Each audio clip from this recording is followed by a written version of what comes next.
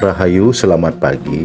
Kalau sudah dibaca tentang Saraswati dan Odalan Saraswati, dan juga lelaku praktek dari Tapo Brata Yoga Samadhi melalui dasar lontarnya dan bedang kemulan melalui cerita Watu Gunung Runtuh, maka sudah semestinya kita paham bahwa melakukan praktek yoga samadhi, Tapo Brata Yoga Samadhi diawali pada saat Kajang Klion Pemlastali.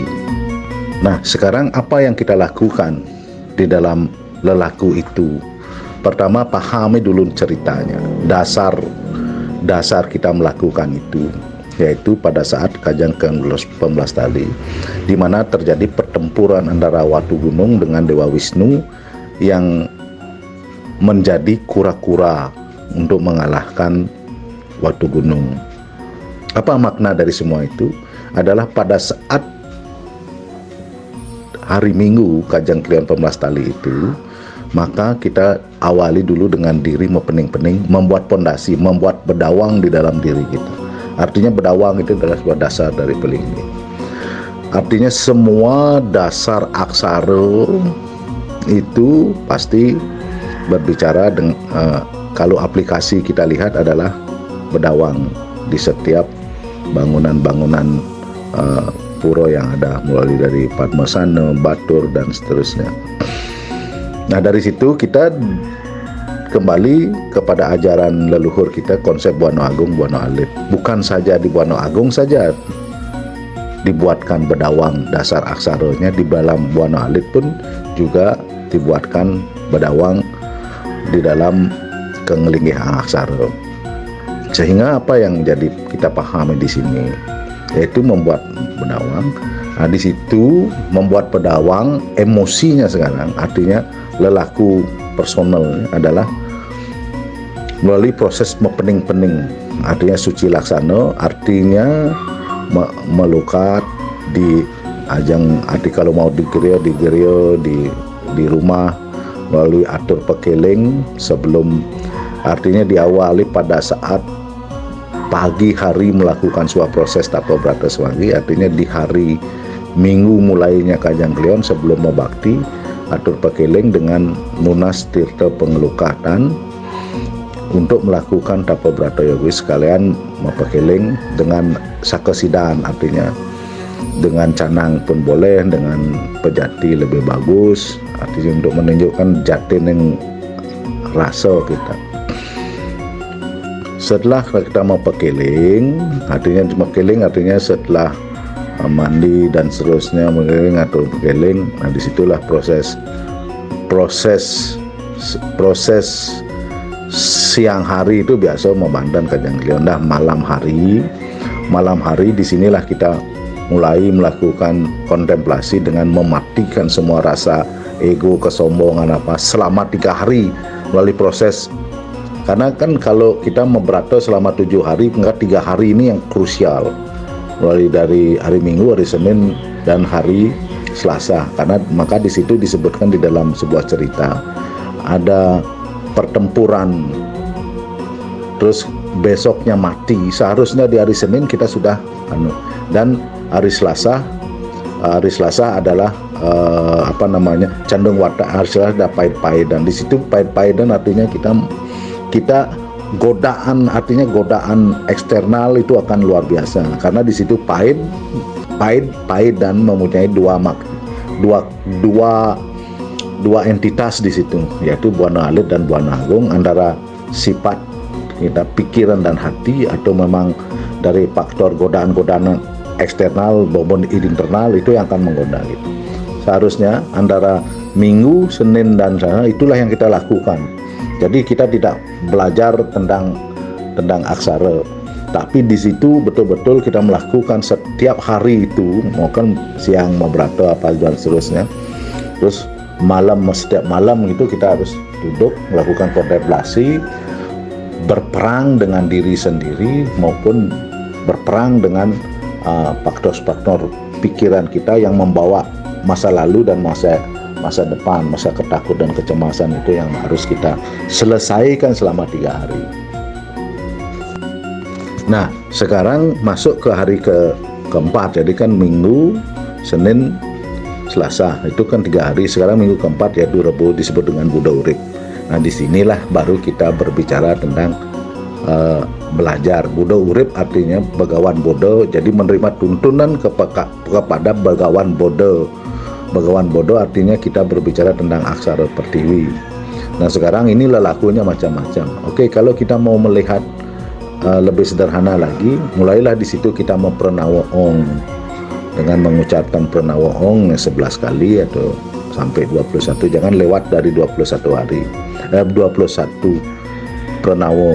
Jadi 11 pernawa ong dengan mengucapkan setiap itu. Minta tuntunan kepada Begawan Bodo. Di situ pemujaan kita kepada Begawan Bodo di hari Minggu, di hari Rebonya. Nah, di hari Kamis disebut dengan penetagan. Nah, disitulah kita mulai tentang melakukan kontemplasi lagi. Di hari Rebo kita belajar menunas penugaran kepada Begawan Bodo. Di hari Kamisnya kita minta penugaran kepada Begawan Waraspati dengan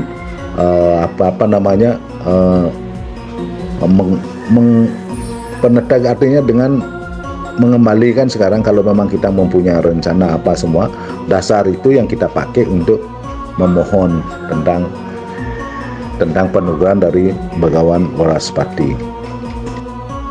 Selanjutnya di hari Jumat itu disebut dengan pengeradanan. Nah, disinilah ngerehan dari semua ajaran dari awal, dari Minggu sampai Selasa, itu adalah tentang membunuh sifat kesombong, ego dan seterusnya. Nah, mulai kita belajar aksara di hari Rebo, hari Kamis, dan dari Jumat ini kita menunas penugaran kepada Begawan Sukro. Nah, disinilah pengeradanan. Kita uji coba itu, artinya kita buktikan itu bahwa kita betul-betul mempunyai kemampuan itu atau tidak. Nah, disitulah yang kita fokus di Begawan Sukro. Nah, di hari Selasa, disinilah penugaran dari Ida Betari, Ida Sang Hyang Aji akan terjun memberikan kita penugaran melalui Natad Sesayut Saraswati. Bukan hanya Saraswati ini hanya Bandan Saraswati yang kita atur pada buku saja, tapi itu juga kita aturkan di Kemulan. Disitulah proses kita Nyaraswati dengan mengatur rencana ditambah Bandan Saraswati di situ. Nah, disitulah kita melakukan pemujaan pada Sang Hyang Aji untuk minta pengetahuan yang kita sudah lakukan selama 7 hari. Nah, di situ setelah itu baru tunas nasi cecaknya. Jangan yang lainnya, dibiarkan nasi cecaknya tertunas. Lalu habis membakti sembahyang Saraswati, tatab itu. Setelah natab, tunas nasi cecak. Misalnya itu. Setelah itu melalui proses itu, nanti kita kalau memang mau tirakat di situ, kalau enggak tinggal lakukan. Artinya hari Sabtu ini adalah tujuan kita mendapatkan penugerahan dari Sang Hyang Aji. Nah, terakhir di hari Minggu adalah hari Banyu Pinaro. Nah, disitulah ngelebar brate dengan nunas nasi pradnyan metataan ban anu. Nah, Desi, dari semua tuturan Pak Mangku ini dalam sudah barang-barang punya keterbatasan. Barangkali ada waktu secara detail mungkin kita akan bisa diskusikan lebih lanjut. Tapi pahami polanya dulu, jangan terjebak oleh pemahaman dogma. Maka pahami dulu narasi ceritanya.